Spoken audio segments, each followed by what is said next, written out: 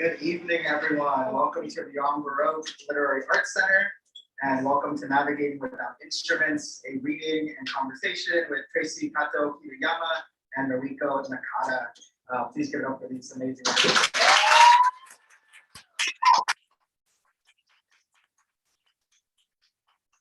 My name is Jimmy Vega, and I'm the Assistant Director of Beyond Baroque.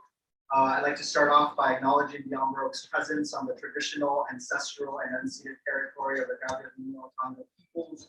We acknowledge the wrong done to these peoples through settler colonialism, genocidal practices, and the violent disposition of their land. For those who don't know, Beyond Baroque is Los Angeles' oldest literary institution, located in Venice, California, founded in 1968, first as an experimental literary magazine, before reimagining itself and becoming the literary institution as we know it today. We're based out of the original Venice City Hall and support writers and help cultivate new writing through our extensive program of writing workshops, readings, and performances. We're currently offering a number of workshops online via Zoom, such as our free weekly Monday night fiction workshop facilitated by Raquel Baker, and our historic Wednesday night poetry workshop currently facilitated by Jose Hernandez Diaz. We also have a number of intensive paid in-person workshops slated for the remainder of the year. One workshop in particular that you all might enjoy is happening on Saturday, October 1st. And that workshop is titled Navigating Without Instruments with traci themselves. And aside from our workshops, we offer a number of readings. Tomorrow, we will be hosting Jack Skelly's LA book launch for Interstellar Theme Park. We'll be joined by old school Beyond Baroque staff, Amy Gersler and Benjamin Weisman. Additionally, next Wednesday, we'll be hosting Javier Zamora's LA book launch for his New York Times bestseller, Solito. Javier will be in conversation with Christopher Soto. So please do come back for all of that. And for more information, please visit us at beyondbaroque.org. And finally, we offer a number of memberships to Beyond Baroque for as little as $50. Purchasing a membership is an enormous help to us during the pandemic, and it helps us continue to offer free online and in-person programming and workshops. And as many of you know, a membership also gives you a discount for intensive paid workshops. Lastly, I'd like to give a special thanks to our wonderful staff, especially those who are with us tonight. Thank you to our executive director, Quinn Ring, our programs coordinator, Yvonne Salinas, our programs and publishing intern, they+she, our tech in the booth, Eric Albert and Dan McNay. Please give it up for them.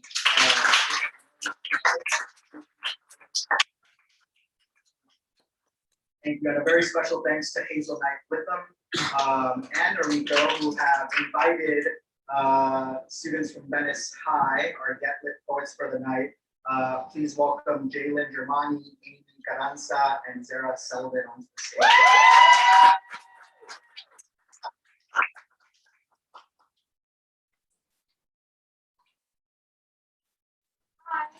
Zara. I'm Jalen. And I'm Amy. And here are two poems by traci kato-kiriyama, Followed by an original response by us. Note to readers. Warning! A book of poetry is a trigger warning. A book of poetry is a trigger warning. A book of poetry is a Trigger warning A book of poetry is a trigger warning. A book of poetry is a trigger. Wheat. Let us grow peace like a weed That crawls up the sidewalk of every street, so pervasive, so profound, it becomes an impossible to kill.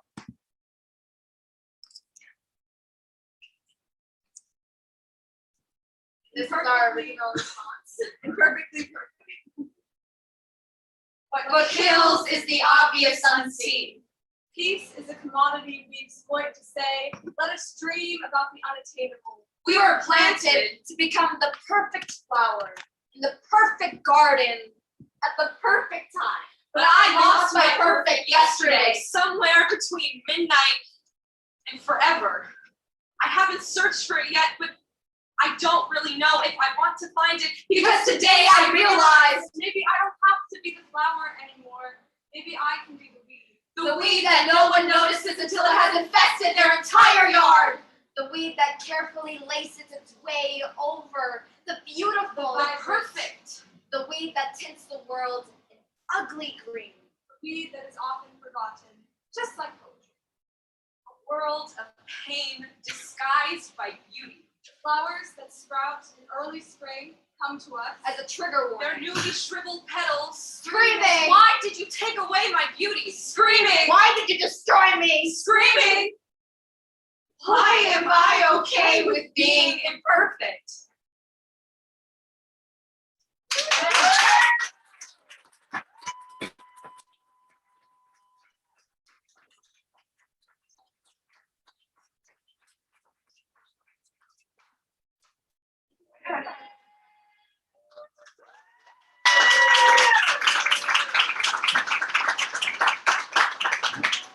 Please give it up, folks, again. Please give it up for us.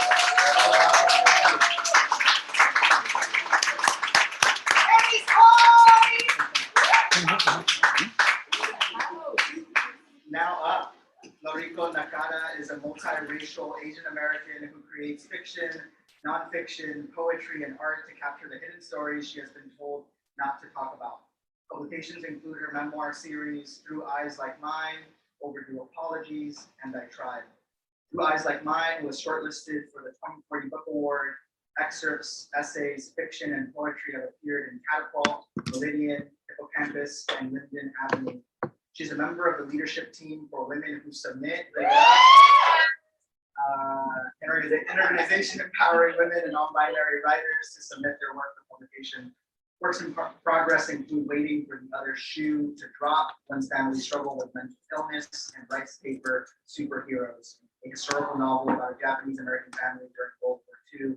Please welcome Noriko.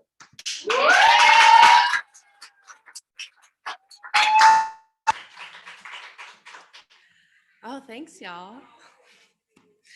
Y'all disappear behind these lights.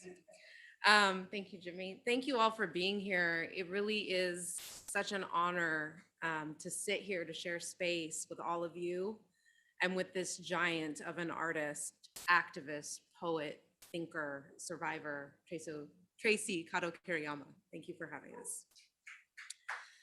This, if you have not had a chance to explore it, is a phenomenal hybrid work that focuses on capturing life, capturing history in all of its forms, rather than being restricted by genre. This is, it says poetry, micro essays, notes to self, and it's really an inspiration. Please take a look. We'll be talking about it more. But I'm gonna read some things that I think kind of intersect a little bit with some of TKK's work. Starting with this poem. If you drove here and came through the intersection of Lincoln and Venice today, you drove past the Venice Japanese American Memorial Monument. And so that's the title of this poem. Like Tracy's work, this monument was that's erected there on the corner honors the Japanese and Japanese Americans who were incarcerated starting in late April of 1942 and spent the next few years on concentration camps, often on native lands throughout the Western interior. Venice Japanese American Memorial Monument. In the grit of a Los Angeles street corner, a busy intersection witness to traffic snarls, car horns, plastic clicking. Much like any other busy street corner in any busy city, there stands a block of black marble rising from sidewalk where families once lined up on an April afternoon, holding breath and bags, numbered and tagged, and worry unsure of where they were going or when they might return, not knowing much, except it was hot and they were stuck on the sunny side of the street.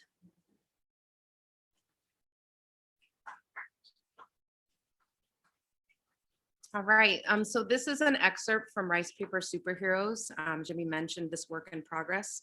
It's out on submission, so everyone send good vibes for the Rice Paper Superheroes. So the narrator of this book is a ghost. She's the spirit of Noriko Nakada, who died as an infant, but continues to haunt her family, and in particular, her sister, Natasha, who is the youngest of 3 kids. Before Pearl Harbor, the Nakamuras run a boarding house and a nursery in the Sawtelle neighborhood, which you know is just a few miles away, where there are still several Japanese-owned nurseries that still operate today. Right after Pearl Harbor, the father of the Nakamura family, Tosh, is arrested, and Natasha, this young girl who loves comic books, creates a superhero of her father that she imagines called the Green Gardener. So this scene opens after her father's arrest as the family tries to figure out what to do in his absence. And it's the winter holidays of 1941. Christmas 1941. On a cold, for Los Angeles, clear December morning, a Christmas tree delivery arrived at the nursery like magic. Mr. Ito and Mr. Higa unloaded the trucks, tracked down the paperwork to find that Pop had already paid for this shipment.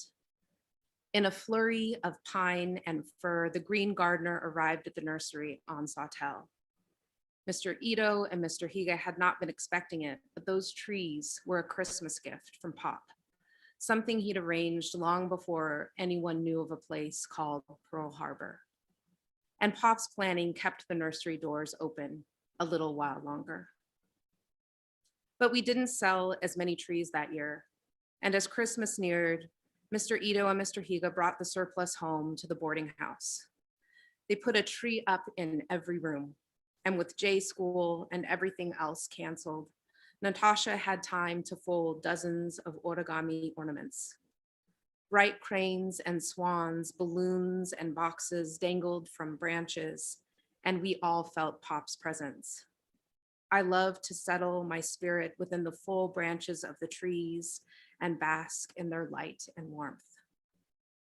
And then a letter arrived in the neat, familiar scrawl of Pop's handwriting, bringing Ma out of the dark of her bedroom.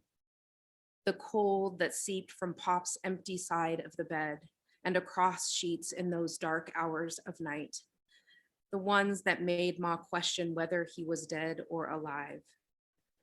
It was then that Ma talked to Pop like she spoke to me and the other ancestors. She called to him across the miles and moments that separated them. And this letter was an answer to those conversations. He was in Redacted, which the family imagined to be a shimmering palace in the redacted desert. But the family knew better than to be fooled by such a name of a place. Pop tried to relieve their fears, but the censor's stamp on the outside of the envelope and the words made illegible by thick rectangles of ink caused Ma to question the letter's contents. Her husband was not writing with a free pen. All of his words had been read by his captors. Pop tried to reassure us that this would all be cleared up.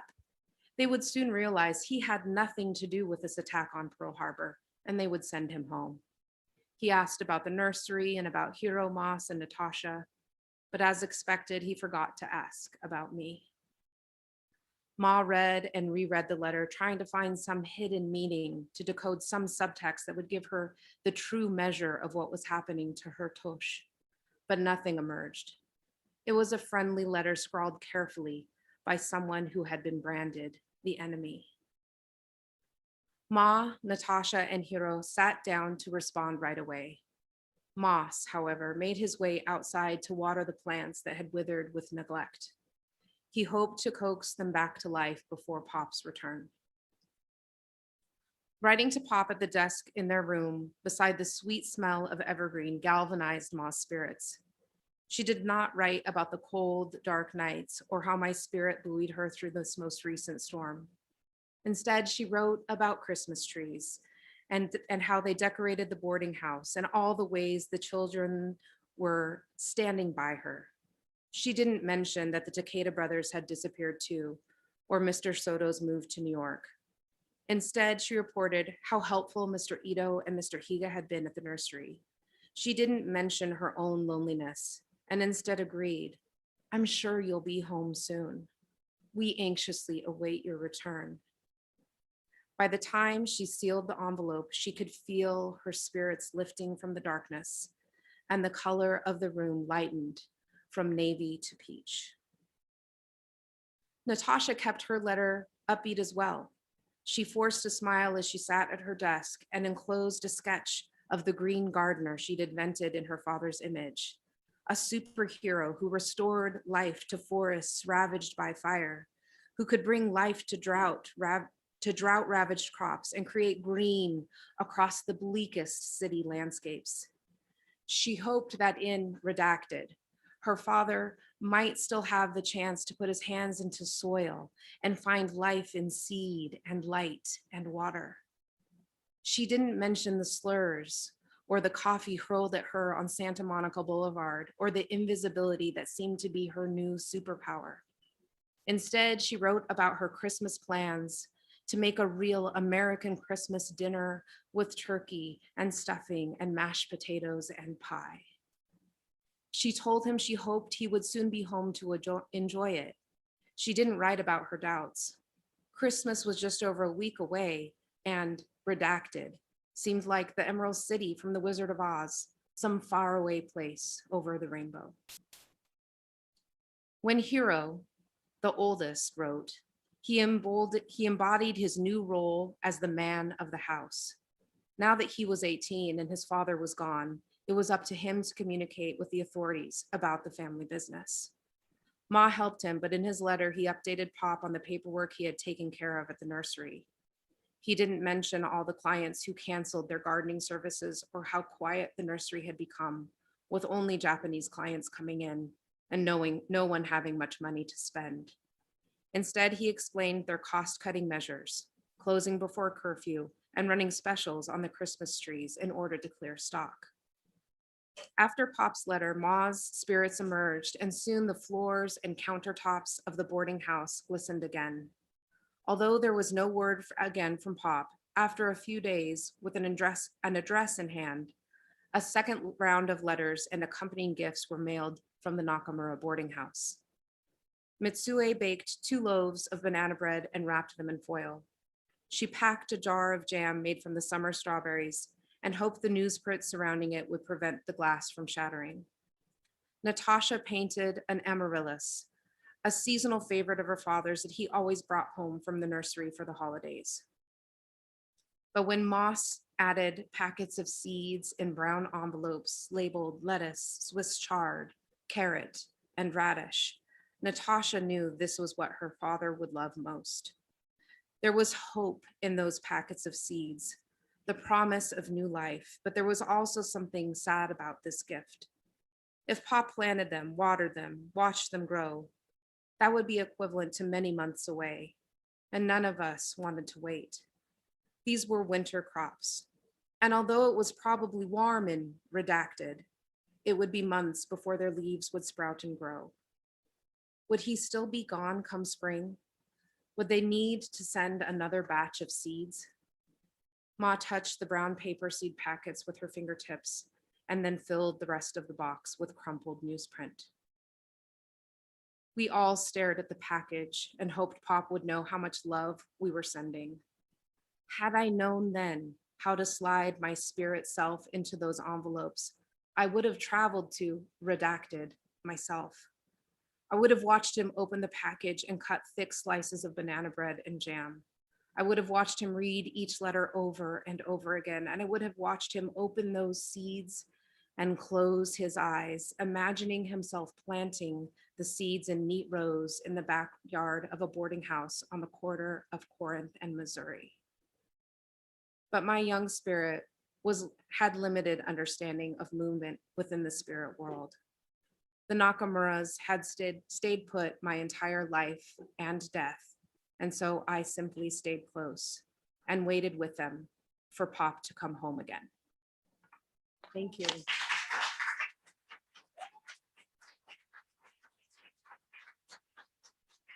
Please give it up for Noriko.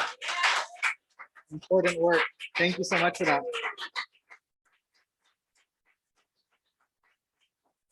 Next up, we have traci kato-kiriyama, they+she, based on unceded Tongva land in the South Bay of Los Angeles, author of Navigating Without Instruments, writ large press, is an award-winning multi, inter, and transdisciplinary artist recognized for their work as a writer, performer, theater devisor, cultural producer, community organizer, and audiobook narrator.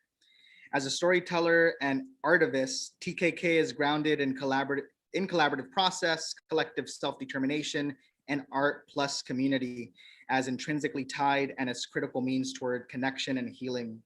She is a performer and principal writer of PULLproject Ensemble, two-time net recipient NEFA 2021-22 awardee for their show Tales of Clamor.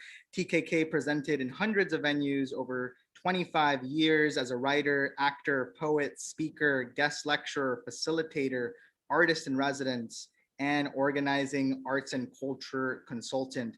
Has come to appreciate a widely hybrid career, and I'm excited to hear from this incredible hybrid work. Please welcome traci.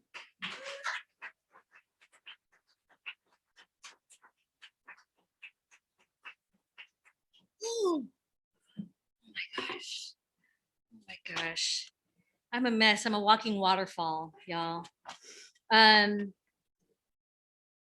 we please, like give huge applause to Noriko Nakada and that beautiful reading. I can't wait. I was just like, oh, I just could have sat here like for the rest of it. And I can't wait to hear you do your audiobook for that. It's going to be beautiful. And I also have to thank you for reaching out to Hazel. And can we please, I want to just say their names correctly, Jalen Germani, Amy Carranza, Zara Selden, for that incredible performance. I don't know how you do it. They were just invited a week ago. And I don't know, I'm so in awe of how you put that together. Memorize, I can't, and that piece that you wrote as a response, I hope you'll send it to me so I can read it again and again and share it. And it was just something else. And I'm just, yeah. Woo! All right. So let's see, I just want to keep my timer on so I could go on forever, you know. So, all right. So yeah, this is the book. And I spent many years on it. I spent eight years on it, toiling back and forth. Sochi, I think you know, Sochi's out there. Oh, Women Who Submit. Hello. Woo! And my partner, Joyce Fujimaki. All right. Sochi, I think you probably maybe, I don't know if you have memories of me just talking about it to the point that no one would ask me about it anymore. That's how long it was taking, you know what I mean? And a lot of running away from it, a lot of the usual stuff of, you know, there are things in life, and it's an indie publisher, writ large press, who did it and stayed with me and were patient and awesome.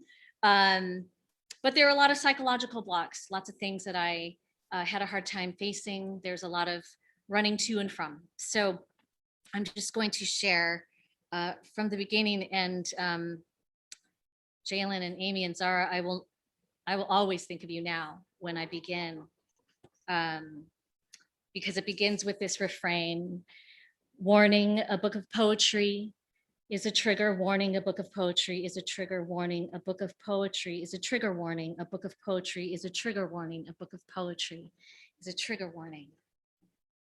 And the sections are divided up with these icons. I'm really fascinated and obsessed by survival guides. And these icons come from the Army and Air Force's survival guides that were issued in the 40s and 50s. And the idea is that if you're stranded somewhere, you have these big placards, and depending on how you fold it, it will communicate what your situation is. And I thought I was very inspired by those. And I thought, you know, what a good way for me to ground each section. So this is from the very first section. And this symbol means have abandoned plane, walking in this direction. Remember all the children whom were never born to me. The little raspy voice one who can name all the presidents. The big-haired one with a smile that screams for revolution and popsicles. The squeaky retort and gentlefoot one I saw while sitting there at the beach. Every little one I see while sitting anywhere at every awful beach. Versions of a future, a given back in my 20s. All the while I said my window was closing, but I still knew I had time. This was supposed to happen after all or any of them, especially the ones who came to me in my dreams. The curly-haired cutie pie who rounded the corner off the hallway to up and fly into my arms. I still catch him sometimes while standing here frozen in my kitchen. Or the goofball who tapped me on the forehead too early in the morning, begging for waffles and presents. I still see them even after the decorations are taken down. They construct the perfect, imperfect child, some tiny one I imagined would be both of my body and dropped off at my door at their age of 2, ready to go, ready to walk, ready to use the toilet on their own. My fantasies don't need to struggle. That little one who would frustrate me, send me to fits, challenge me to the point of knowing I was getting mine. The growing one who would be aging alongside me, feels like they should be, would have been here by now. Redream, curly-haired cutie pie. He was a little he, big curly hair, mixed blood of my blood or not. Maybe 4 or 5 when he sped down the hall, around the corner of the kitchen, open arms toward me, running jump to fly into a future memory passed right by me. That is all I know, or is it all I can remember? But he was mine, as much as any little one could be. Maybe there is more to recall. He had a big laugh like mine, and a grand smile. As he grew older and older, he became queerer and queerer, bigger and tougher, and he determined to keep his smile. And we never warred, and we always debated, and we spent less time together, and we loved each other like I could never love any other. Or is that just what is said happens when a child enters into your life to blossom your adulthood? Of course, well, of course. And one day, he went to a grave and placed a single cymbidium on a patch of land no one else was left to care to visit. He planted a joke into the earth underneath his knees and swore to the birch tree above his head that the grounds of the cemetery shook because of the chattering set of teeth buried below. That is my mother, cracking up, he said. I swear, I can hear her laugh penetrate the wind. Then he rose to his feet and left me alone again.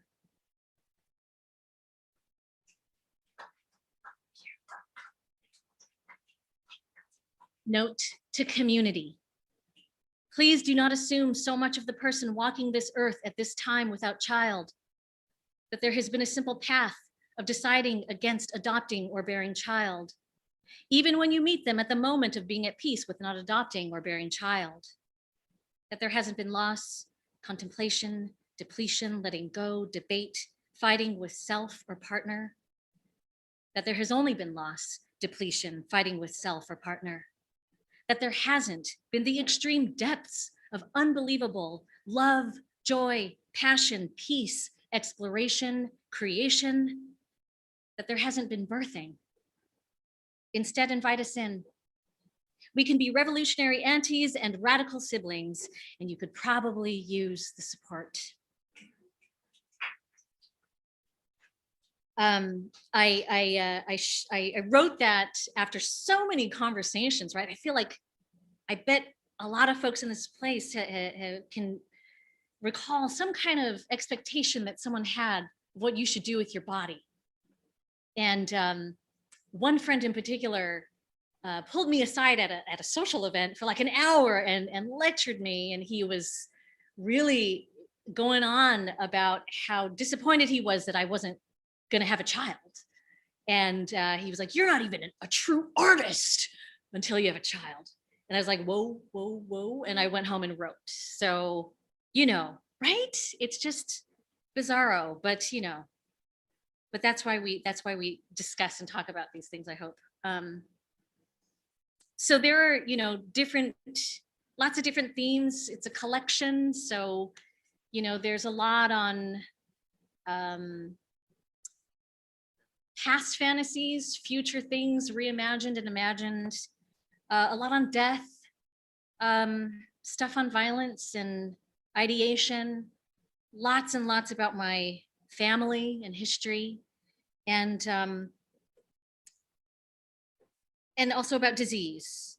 And I wanted to share this. This was a piece that I wrote.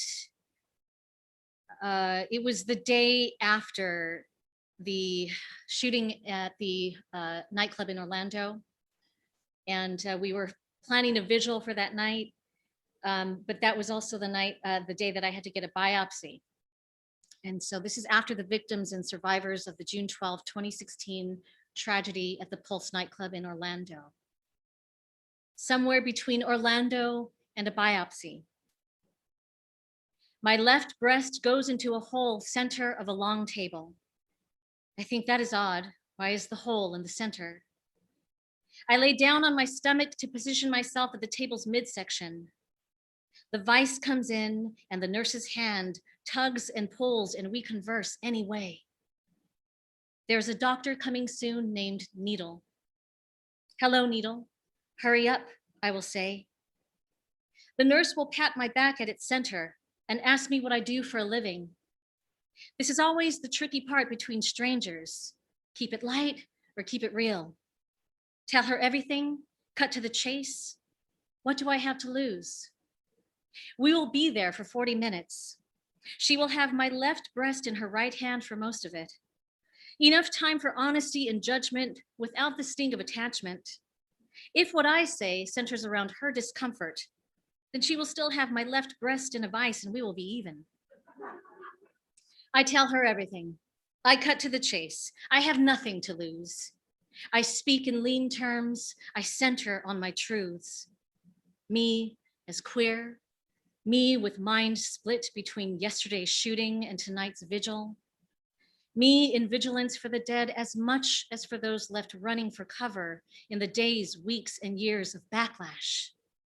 Me in love and solidarity with my family of queer folk, Muslim community, our immigrant families, and the list continues. My politics are not shy. My words attempt to carve an avenue on this cold biopsy table.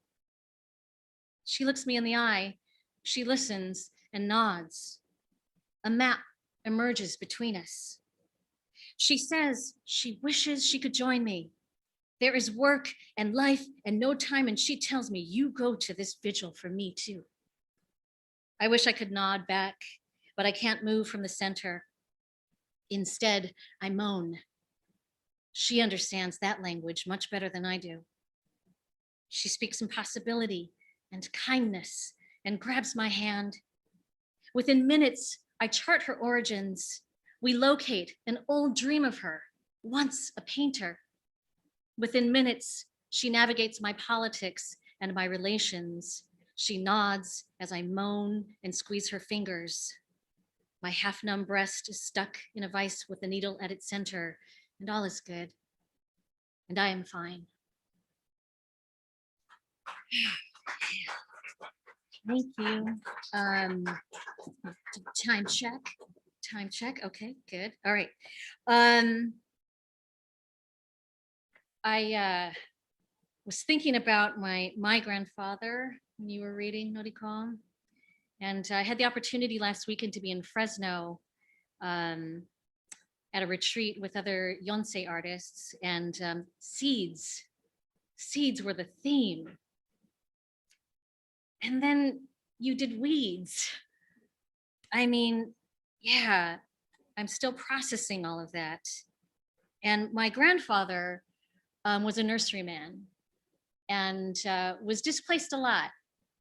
And my mom, she was a child when they went to Manzanar, and she came out of it and has memories of thinking that maybe her parents, you know, just were getting on with life after the war and focusing on survival. And it wasn't until the late 50s when the 405 freeway was being built, and they came in with eminent domain to take my grandpa's land again, to build the Crenshaw exit for the 405. And in that time, my grandpa was furious, and all he could yell was again. He kept yelling the word again. And she realized that he did carry anger and pain from the war, but just never could talk about it. And so I'd like to read this for my gramps. And I also want to say before I forget, you know, the last 3 years, the pilgrimage to Manzanar has been virtual, which is not a way to do a pilgrimage. And the Manzanar committee is planning with all things hopefully good in the world, to return to an in-person pilgrimage next year. So I really invite all of you. A bunch of people go, like a few thousand people will go, and from all walks of life. And it's the last Saturday of April. So if I don't get to talk to you again till then, just know it's the last Saturday of April. And we have a couple buses that go from Vigilant Love, one of our organizations. And please feel free to reach out to me if you want more information. But if not, I'll see you the last Saturday of April at noon. And it's a place for all of us, I think, to gather and reflect, right? So this is dedicated to all the ancestors who died before knowing that redress and reparations would be a thing to come, or to be fought for in the future we call now. No redress, no museum, no monument, no poem, no song can house the spirit of a past soul like that of my grandfather, who died before justice could meet the old man at his mailbox. Grandpa never got to stand in line at the bank, 3 inches taller, with redress check in hand, 1 foot in front of the other, feeling grounded again. Never got to deposit an apology in his savings account. Never got to wonder of how he might spend this money on new equipment for the nursery, or a truck for himself, or college money for his grandchildren, or for once, take the most takai cuts from the fish truck man. Most years in April, I attend pilgrimage. I say hello, Manzanar. I bow at the graves. I speak to the wind of my hopes for afterlife to be a real thing. Not so I can see Grandpa again, but for him to look around today, jump into the circle, dance the Tonkobushi, and watch me get it right.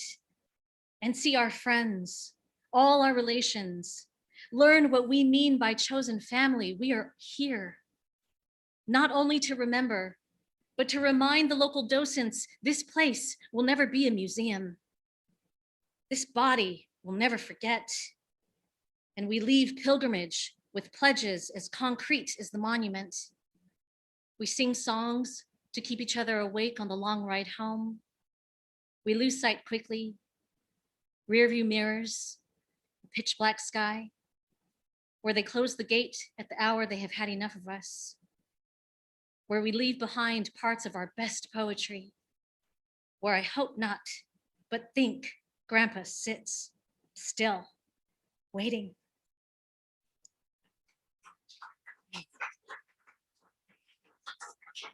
All right, just a few more. Are we hanging in? Are we good? Are we good? Yes, okay, okay. So, you know, when I was putting the manuscript together, I was like, oh my God, mad, sad, sad, sad, mad, mad, mad, mad, sad, sad, sad, sad, sad, mad.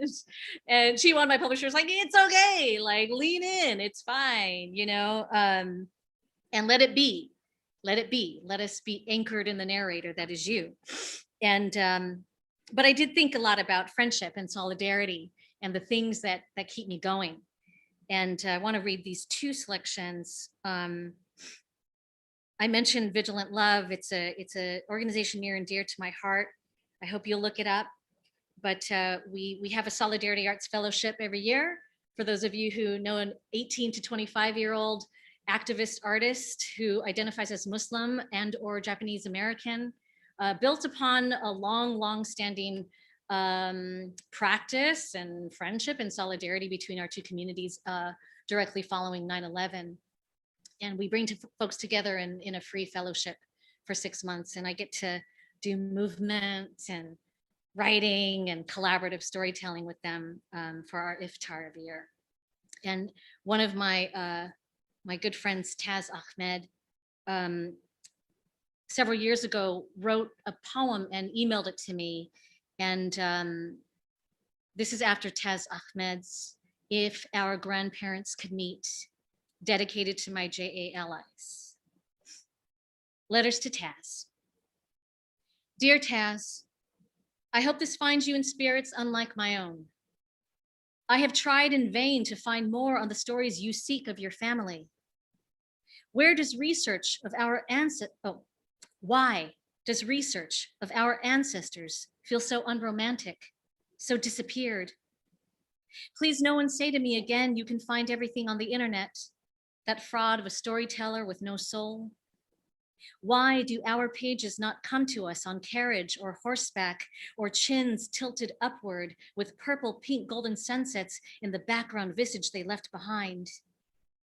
I find bits and bytes of information that build a shell of a structure too sterile to house your family's truths.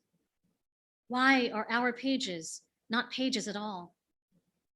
Where are the voices that interlace the iron gates with records of trains that move past the point of what maps have been drawn?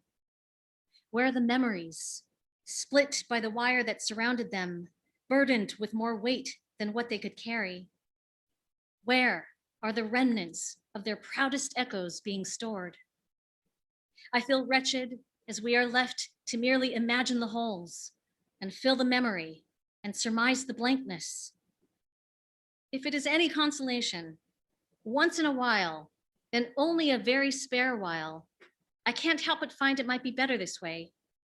With every tale we trace over eons, from reluctant kin, with every notice of heartbreak, we extract from bone and grave, skin and soil, how luscious in fact it is to find less, hear less, know less. When a memory that is old and belongs to the dead only makes their moment of crushing land like a rusted nail at the tip of my tongue.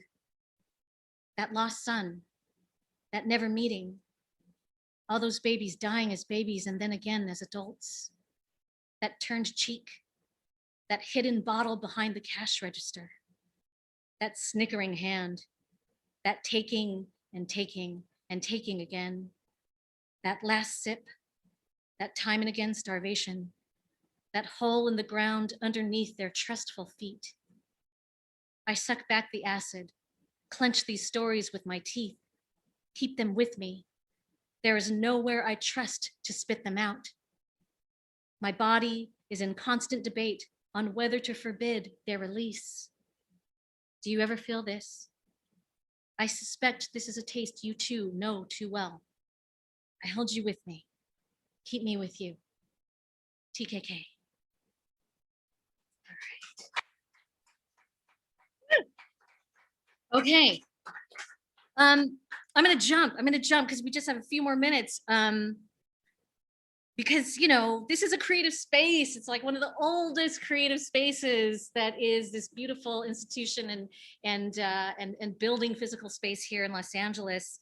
And I have lots of conversations with lots of kinds of artists who tell me they're struggling with whether or not they call themselves an artist and a writer and all those things. So I'm going to read two things And so this is, I can kind of see, but I'm going to trust that you're going to do this with me. So as I say something that you're like, oh yeah, I do that, I want you to raise your hand and keep it up until I have us all lower our hands, okay?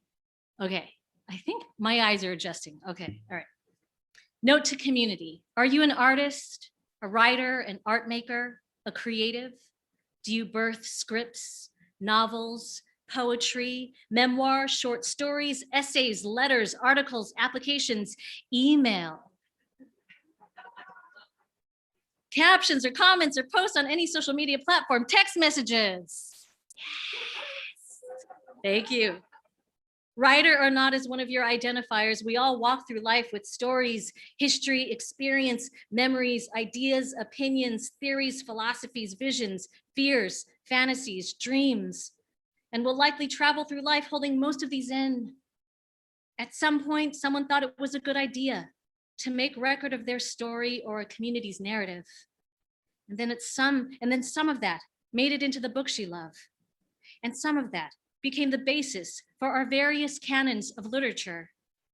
And some of that was drawn or animated or graphic novelized. And some of that was made into videos, narrative films, documentaries, and some of that was made into music. And some of that became the thread of information we build upon in studies of race, queerness, gender, feminism, war, history, science, technology, and at every turn, someone at some point had some kind of permission that became the opportunity for them to write. Whether that opportunity was an offer to read their writing aloud or publish in a community newspaper, or a voice begging from within to be processed on paper in order to extract some deep pain or express some kaleidoscopic vision, they all heeded permission and need. No one will come to write your story for you or thread together the legacy of narratives with which you enter each room. And it doesn't matter whether you call yourself a writer or an artist. What matters lies within the doing. It is in the permission to start. So please, by all means, begin.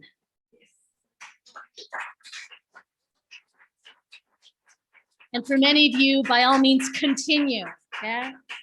And no, not every artist gets up at 5 a.m. to start penning, and not every artist writes every damn day. You will find your own way. Just dive. And if there's still, this is for the person that is still sitting there going, I don't know, I don't feel like I can call myself a writer. And for all those folks struggling with calling or considering themselves an artist, or with fame and fortune or lack thereof, or with the ebb and flow of various sectors and industries and availability or accessibility of work, please, by all means, remember this. 1, you love art, you go to art to process, you utilize art to communicate with the world and with yourself. You can't, in all honesty, imagine not doing art for a second or indefinitely or a prolonged period of time. You are an artist. Say it. Tell others. Make business cards if you need to. Own it. 2, let go of the trappings from external forces trying to define for us or society at large what it means to be a real artist or full-time artist or artist, period. Never diminish yourself or what you do based upon someone else's definition or expectation. Own it. 3, fame is an illusion. Or as Bruce said it, the word superstar really turns me off. And I'll tell you why. Because the word star, man, is an illusion. Bruce motherfucking Lee said this. Do not let money or fame dictate your degree of success. Allow your definition of success to be self-determined. Accolades are fleeting. Fame is relative, and more than anything, it never satisfies the call from within ourself. Thank you for this time. Thank you so much. I'm gonna bring Jimmy back up and then we're gonna do a combo. All right.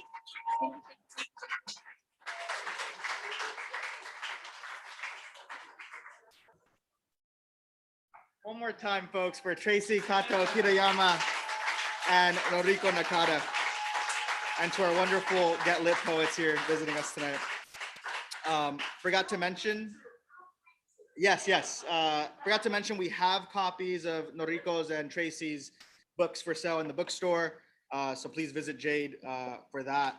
And you know, I don't know about the rest of you folks, but I'm going home tonight thinking about ancestors for sure, seeds and weeds, and the things that they tell us not to write about, we're gonna write about anyway.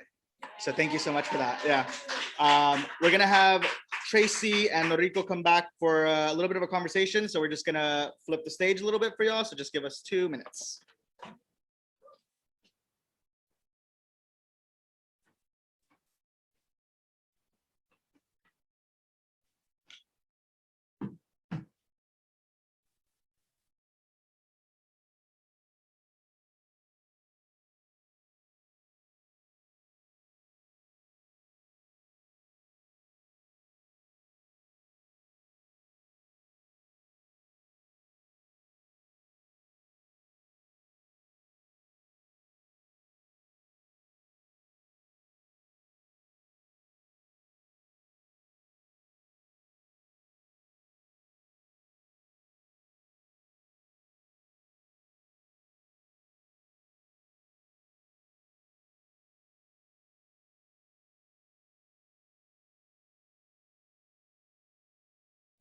Bathroom or whatever. It's totally cool. You're stuck. Don't go anywhere. It's okay. We can't see you. All right. Yeah. Guess what? What? So I moved to LA in 1996. 1996. Okay. And I was a young teacher. I was living in Highland Park Uh-huh. and working there at an elementary school and finding figuring out who am I in this world. And, a couple of years later, guess what I stumbled into? A Tuesday night cafe. Yeah. So if you don't know the organizing that Traci's done around this amazing cafe, letter writing, I mean, it's evolved into so many different things. Yeah. But I was this young newbie to LA, new to my own identity as a Japanese American and an Asian American. I grew up in rural Oregon. The only Japanese folks I knew were my family. My dad's family would come up to Oregon every Christmas to go skiing, and people would be like, who are these Japanese people? They're taking over America. So anyway, when I moved to LA, Little Tokyo was I'd read about it in Yoke. Oh, And I Yoke was magazine. oh my Yeah, gosh, yeah. Nisei week, I can go now. And it was so exciting, but I landed at it. I think I was there to see I was in Little Tokyo to see a band. And then I was like, what's this? And I stumbled in and I had a little notebook, I think. And I don't know if it was you or another organizer, but someone's like, oh, are you going to read? And I was just like, no. Totally probably me. I think it was. Anyway, way back in the day, I was so not ready. I was just so not ready for what Tuesday night cafes were. Oh and so to be sitting here now Oh my gosh. with you, That's sharing nuts. words. And I know, it's amazing. And it's also that I never made it to the stage Well, you at a will. Tuesday night We're cafe. still going. But you know what I always knew was there? I always knew it was there. Yeah. And I always knew that when I was ready, I could go. And there was it was a community that I wasn't ready to be welcomed into in the way that space welcomes. In a minute, the second I walked in, I was like, oh, if I was ready, they would love me. Absolutely. We do love you. I know. So anyway, That's amazing. isn't that amazing? Can I say a little? Can you say a little bit more about that? Is the question I Oh, was going to go into. okay. Sorry. It's okay. It's a That's conversation. wild, Isn't first it? of all. And now that you are more than ready, more times over ready, I can't wait till next year when we get to hear you read at TNC. That's going to be, yeah. Whew. Yeah. So, we started it in February of 1999. I was a young theater artist and a very, very new writer and poet. And we also were collaborating with an Asian American band, Visiting Violet. working with different kinds of artists, improvisers, comedians, just different folks. And none of us could afford to have our own space, of course. So we asked Little Tokyo Service Center if they would let us use the front courtyard of the Union Center for the Arts, which is on Judge John Isel between First and Temple in Little Tokyo. And it's right in front of East West Players, if you've been to that theater. But we just do it outside in the courtyard. And this was at a time when no one was going to Little Tokyo after dark, really. And it wasn't a popular place. Downtown wasn't popular. And so LTSC is a community development organization. They were like, we need young people to come in and invest in this community. So go for it. And it wasn't until years later that Bill Watanabe, the ED, was like, I thought I gave you in my mind, you all had 2 years and then you're just going to go away. And he said that like around our 15th anniversary. But next year's our 25th anniversary. Amazing. And yeah, so obviously y'all are welcome first and third Tuesdays. We're doing like hybrid things right now, lots of virtual programming, but hopefully we'll be able to have some audience when we return next year. So yeah, amazing. Yeah. How has that space helped you as an artist? Like, how has it informed your work? Oh, a lot. I think one of the things why we all felt we needed it when we were in our 20s, because we needed places to experiment and to meet other artists and to collaborate. And I'll always remember, like theater, it can be pretty scrappy and therefore you really do need to collaborate and work with all kinds of people. And that's what I love about that. But our musician friends, I mean, they felt really isolated. This is before like Hotel Cafe was having multiple Asian American musician nights. They would back then you had to send in cassette tapes that was reviewed by somebody who had a lot of power, and they could never get booked. They could never get booked in any like main place. And I vouch for them to this day. They are still one of my favorite bands.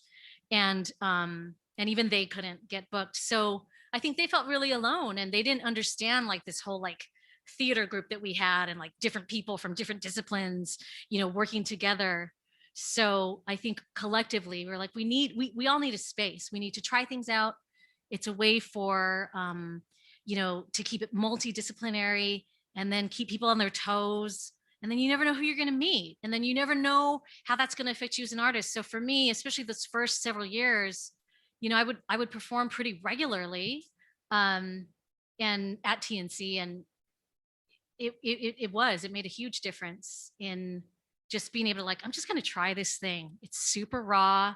It's not finished, but it's okay. This is our space. Right.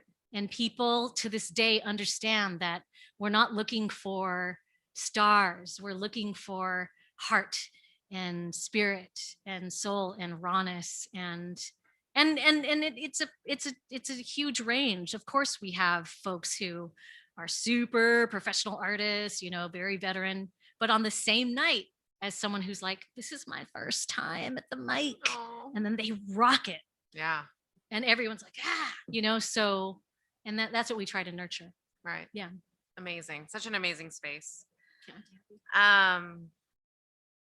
So if you could put together a playlist, speaking of music, if you could put together a playlist to go with this book, what would you put on it? Oh my gosh. Well, I always start with those first few pages, the trigger warning, the mention of the icon, and the pretty much except for maybe one reading this entire year. I think every single time I read, for whatever reason, I start with the remember all the children whom were never born to me into the redream curly-haired cutie pie. I'm not totally sure why. I'll know better maybe a few months from now. So I always start there. Look at it on the page, like the space of it. Yeah, I needed space to write that piece. And yeah, and that's the awesome thing about writing, right? Like the most accessible art, and you just have a pen and space, a receipt, a paper bag, legal size paper, whatever. And then, yeah. And then, so that I think my LA poem, I didn't get to read it tonight, but that's one of the oldest pieces in the book, written well before. I think that that's something that, I love the people of this city. Many of you in this room know that. Yeah, it's like people are the reason and art is the way for me. So I think I would probably put in, something about art, creative process. There's a very silly song about eggs. So if it were a playlist, I feel like I'd put that in there because I hate eggs and it's a good thing to communicate to people. I don't know. I mean, a grandpa thing for sure. No redress. There's a piece to my dad called Rain, and a newer one that's about Joyce, but to my father, because he died in 2005 and we got together 10 years later, and it's a meeting that I imagine happening. And I'm very firm in knowing exactly how it would have gone. And so there's a piece about that. It goes well, right? It goes really well. That My introduction of dad's your dad. cool. Your dad's Even though down. people are like, it's better that he wasn't alive. And it's just like, no, he would have been good. It's amazing how that generation, like we don't give them enough credit. We don't. For the, we think that everything has changed so quickly now, but like they've witnessed so much change. My dad is 90, will be 92 in January. What a gift. He's just same age as my dad then. Oh, really? My dad would have been 92 next year. Wow. My dad wasn't at Manzanar. My dad was at Heart Mountain, where they would have been like buddies. Would have been buddies. Isn't that wild? That's amazing. Wow. Have you been to Heart Mountain? I went there this summer. Oh my gosh. I went there this summer, the same day of the Roe v. Wade. Oh, overruled. Whoa. It was a very emotional pilgrimage. Yeah. Was there a swirl of conversation about There was. that?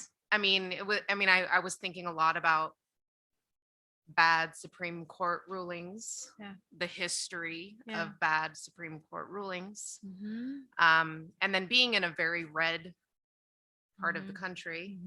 And actually, what I remember most is this little purple house that was on the side of a road driving through one of those rural towns that had a big abortion is healthcare and rainbow flags, and it was okay. Like that little bastion of hope in this very red sea. And I was feeling devastated and thinking about my family driving away from that desert camp many years. Anyway. Yeah. Thank you to that purple house. Thank you to the purple house. Absolutely. Was it a trip at the airport? Because the airport is such a collection of. I drove. It was a road trip.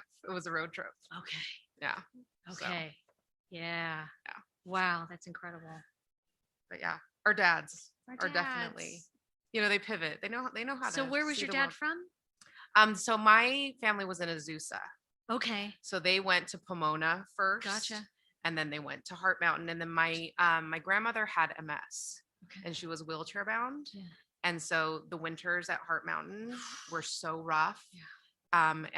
And so a couple of my uncles who were in the service, who had got leaves, had their army uniforms on, and they managed to get a vehicle and drive them from Heart Mountain to Gila Rivers. So they relocated Arizona. to a different relocation camp. Yeah. The way that the government has so much freedom to move our bodies around and decide where they must stay. Yeah. And decide what they will or will not go through. Right. On Sunday, Lizbeth was a reader. There was a great event here, Shout Your Abortion, about and I feel like this conversation really is just a continuation of pushing back against all of that violence that's currently in play. I mean, in your work is pushing back and about listening and connecting and conversating and building community despite all of that. And refusing to forget, like our work Aaron Aoyama out in New York often writes about memory work, and the Yonsei Memory Project that I was with in Fresno, which is why I couldn't be here for this event, that event, you know, they work a lot on memory keeping as a central sort of focus. And I think about that all the time, you know, even when I mention pilgrimage, right? Like, it's so important for me to remember to never take pilgrimage for granted, because, or redress for that matter, because the government totally locked everything up. They didn't mean for us to have pilgrimage. They didn't mean for us to be sitting here. They didn't mean for us to talk about it or think about it. They didn't mean for us to even heal from it. Right. And I think those are the things that I think at the core of like my work in like reparations and as an activist now, it goes back all the way to that, you know? Yeah, that monument on the corner down the street. Yeah. No one I'm so glad you wants pointed that. that out. Yeah. Yeah, it's amazing. So tell us about some of those. I mean, we got to hear about your connection with the ancestors and the spirits, and also the children who are here. I mean, they're here, Yeah, right? They're very much, They're very much here, even Yeah. though they haven't been born to Think you or about it. haven't come to you. Yeah. How do those spirits continue to speak to you through your work? The ancestors of those here, those not here. Yeah. And the ghosts that never were. I mean, I think a lot about death. I think about those who've passed a lot. And, you know, partly I grew up in a Buddhist household, Jodo Shinshu Buddhism. And, you know, I've been to, I mean, I stopped counting after 100. I've been to so many funerals, and that's very common for Buddhist families.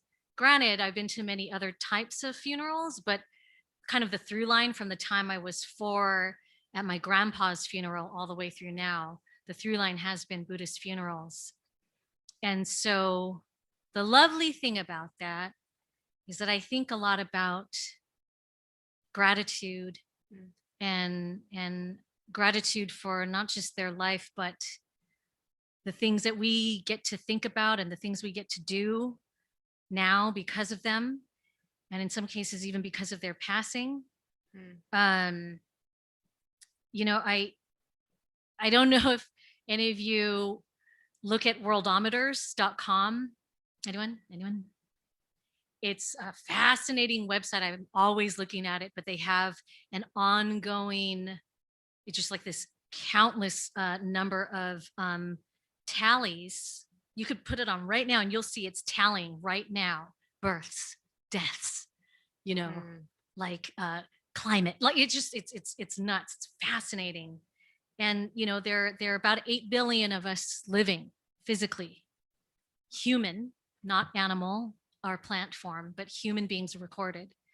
But there are over 100 billion recorded human deaths, which means it's so much more.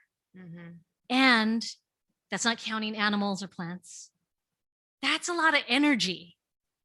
That's a lot of energy. Coming and going. Yeah. So I think that's all around us. And I don't know. I feel it. I feel it. You know, after my dad died, I was talking to somebody who sees colors on people, and he was talking and he was like, you have this huge blue circle over your right shoulder. And as soon as he said that, it started raining outside, like hard rain. And we were all like, and I knew he was talking about my dad. It was shortly after he had died. And so I don't know. I think about that all the time. My dad, you know, he was a Sawtelle. He was a West LA guy. So I think about that anytime I'm in this area. With the children, you know, I don't know.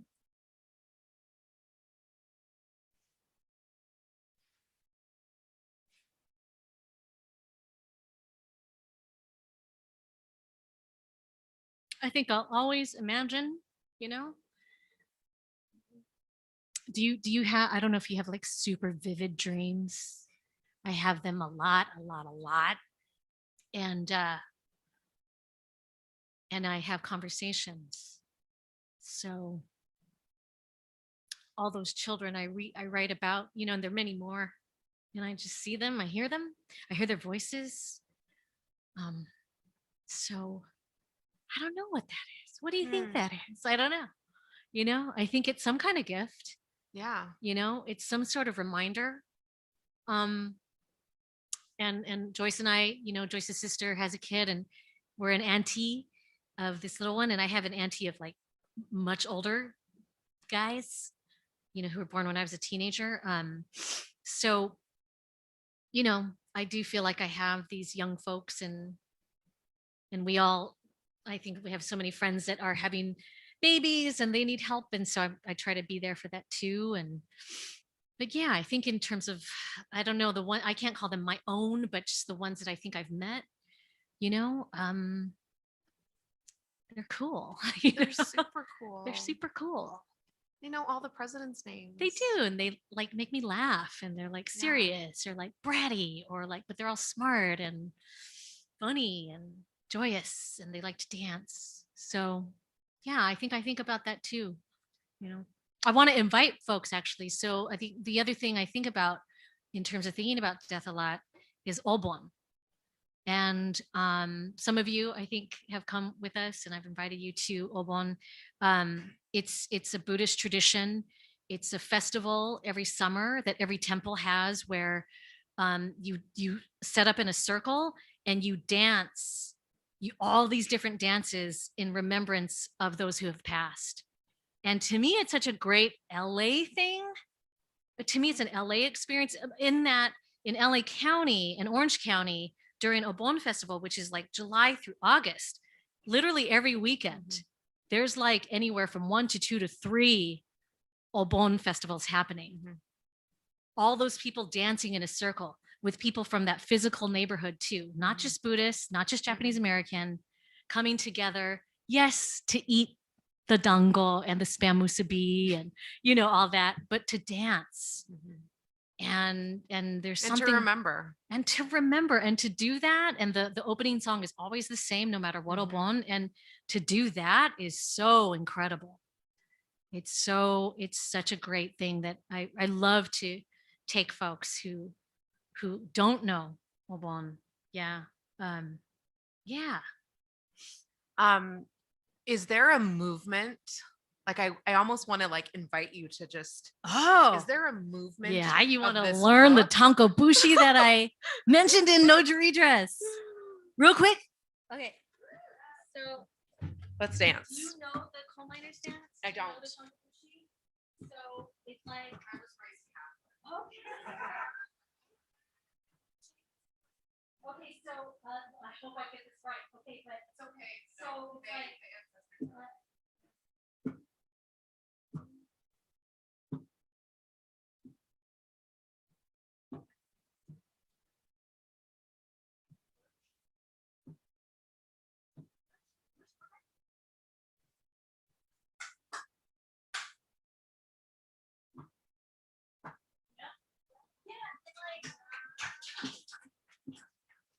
so now that you all know that dance, the other thing is people are like, oh, they get all like, I don't know the dance, or, oh, I'm going to be watched. And Reverend Mas Kodani from Senshin Buddhist Temple, where my dad was a member, he likes to quote, but I love the way he says it. It's like better to be a fool dancing than a fool watching. Right? Because Buddhism is, a lot about like attachment to ego. It's very basic philosophy and what we need to do to detach from our ego. That really, I think, gets us in a lot of places of struggle. And so there is something so free about that, right? And you're not doing it for you. You're doing it for those who've passed. And you're doing it for the future too, I think. And so it's awesome. And so the fun thing is that these dances they last one song, like 2.5, 3 minutes, and then it's done. And then you're on to the next dance. So you will feel like a fool over and over and over. because you're like, oh my New god, dance, oh. new dance. But that's Love it. kind of the point, right? Just Right. as soon as you think you're, oh yeah, oh I'm looking good, then it's like it's done. Yeah. You're like, dang, You don't have it anymore. no, it's great. Can we talk a little bit about Chi-Wan Choi as Sure. editor, how the process with Writ Large worked? I mean, I know it took like you thought it was going to happen quickly, and then it. Yeah. Tell us about it. I was touring with my first book, Signaling, and then I was on this like LA tour with Ed Lin, Chi-Wan Choi, myself, and then like different poets along the way. I didn't know Chi-Wan at all. At the end of the week, he's like, "Hey, what's your next project? I want to publish it." And I was like, "Cool." That was 2012, and so I was like, "I think I can work on it starting in 2013." I started telling people, "Yeah, I think I'll have a book out in 2014." That's this 20. book. We're Took like a pandemic. 2021, and then yeah. So I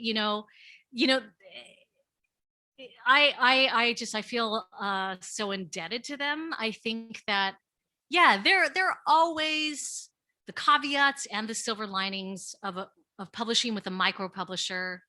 Things that Chi-Wan himself would own up to for sure. Just they can't give you a big advance. They can't. In this case, they don't have the capacity to help with touring, or Sochi helped me so much in thinking about that, and places to like try to submit to and learn so much, but I think I feel like in my heart I was with the right people, because I think anyone else would have just dropped me like years ago, and they, when I got sick in 2016, Chi-Wan was just like, your life is more important than a book. Yeah. If you can't finish this book, it's okay. And I was like, that's the worst thing you could say to me, Chi-Wan. I'm gonna finish it. I just need more time. And and he got it, and they were there for it, and Peter and Judy did the beautiful It's cover. So gorgeous. I would have never known what to do about a cover, and they just did. Yeah. And these are all bits that are from the map, From the right? icons. From the icons. Yeah, that's really gorgeous. It's just, Amazing. yeah. What conversations do you want folks to have after taking a look at your? That's a great your question, because that's why I wrote. They're there. The conversations all of are that already is what I want to here. talk more about. Yeah. And I think you asking me that right now, I think now I finally have an answer for why I begin with those very personal children pieces. More strangers and friends have opened up to me about their very personal, very specific, particular journey with having children, not having children, trying to have children, being pregnant. I mean, just the gamut. And especially like when one of my really good friends reached out to me, and he said, I'm just stuck on these first two pieces. I'll read the rest of your book later.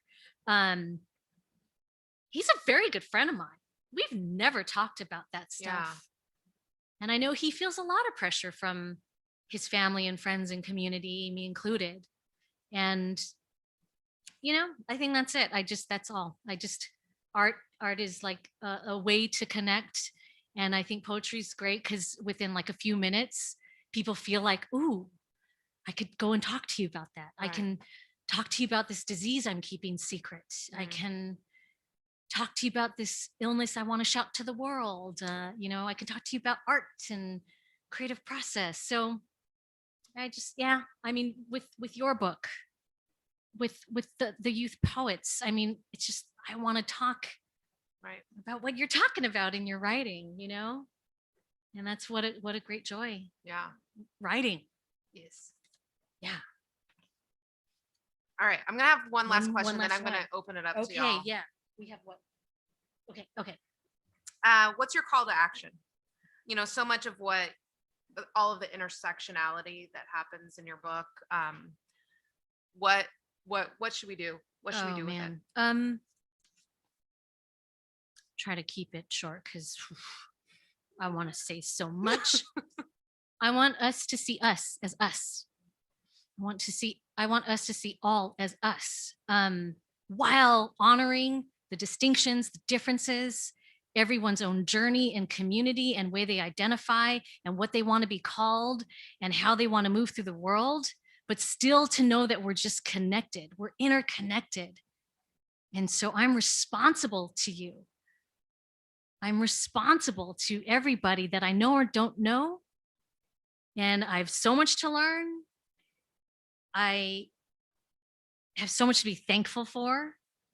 There are two pieces in there towards the end that I position specifically as a note to Nikkei community, because I want to speak very directly to my own community about the comfort women and about Black reparations and reparations now for people calling for it. What use is the mentorship I got from people who were mentored during the movement in the 60s and 70s of various communities? What good is any of that mentorship if I'm not actively trying to study and break down all the things I need to know more about, that we need to know more about, and then you just can't help but move. Part of our study has to be in conversation with people who are doing this work, and then we build relationships. I think that organizing activist work is about relationship building. And I remember getting that lesson when I was in my early 20s from international labor workers and folks who were dealing with human trafficking, you know, that mass organizing is building one relationship at a time. And I still marvel at that. Mass organizing is about building one relationship at a time, right? That's so I find over and over and over and over of now doing this work for 25 whatever plus years. Yeah, that's so true. I don't engage in things. I'm not a rapid response. Vigilant love, we've planned a lot of vigils and things to respond, but we're like, rapid response is really actually not our thing. We're in for the long haul. Not to say that certain things rapid response wise, they're very good for as a tactic to build relationships for the people organizing those things, because then you have a process of conversation and more study into the action. Yeah. So I think it's all important.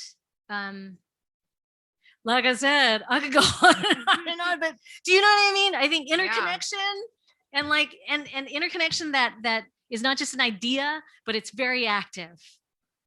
But it happens right here in that relationship, that one-on-one relationship. Yes. In that building. That's how you're building it. Yes. Yeah. Absolutely. Love it. Amazing. Does anyone have a question? I feel like we have time for like a couple, maybe one or two. Hi, Hazel.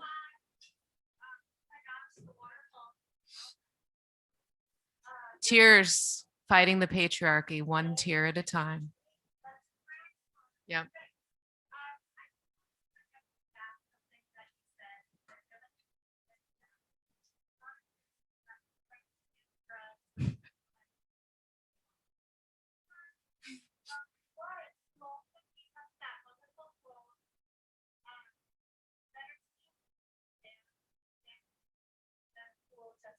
Mm-hmm. Mm-hmm.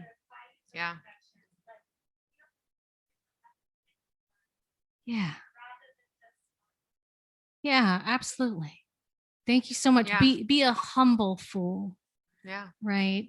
And you know, when Nikkei Progressives, an organization I'm with, when we were asked to sign the Why We Can't Wait letter in 2020, that is about HR 40, supporting HR 40 reparations at a federal level. And it's a commission to study and develop proposals. Some of the NTs wanted to do workshops right away. And some of us are like, no, we need to slow down and read and study and ask questions and meet people and learn. And I took ethnic studies, environmental studies, women's studies. I mean, you know, and yet I'm like, wow, how much I don't know, how much we're not meant to know. how much we're not meant to study this. Yeah. So yeah. There's a lot of reasons why the Japanese American community and the Black community have not gotten together, you know, prior to this work to really, okay, how can this community support this community and make this happen? You know, I feel like we're lucky in LA that we have a legacy of support Black and Asian and Black and Japanese American organizing. And folks showed up in 1981, the commission hearings for redress, the Congressional Black Caucus. Mervyn Dimely was the first one to introduce 3 forms of redress for Japanese Americans. Ron Dellums, you can watch a very compelling testimony he did in Congress. You can look him up on YouTube. There were Black Panthers who told our people, do you know you were put in camps? You should go check that out. Yeah. So there's always been relationship and learning and building, but media will never cover that. Yeah. So they'd rather dig into sensational stories about violence and separation and isolation. And that's the thing I think about a lot, is this idea of disposability. And if we don't recognize our interconnection in very real and active ways, then we become disposable to each other. And then the separation, the alienation, the isolation, and the violence. And yet we have people alive right now who have gone through working and building lives and relations together. Yeah. You know, if you can read Nobuko Miyamoto's memoir, Not Your Butterfly. That's a newer one that I would want to shout out for an elder in our community. Yeah. I think that might be, is that? Yeah. And if people have questions, they should get your book and have you sign it and ask you. Thank you so much. Thank you what so an much. Honor. Thank you so much. An amazing conversation. Thank you so much Thank for you sticking all. around. Thank you, Jimmy. Thank you, Beyond Baroque. Thank you. Thank you, Eric. Thank you so much. Dan. Awesome.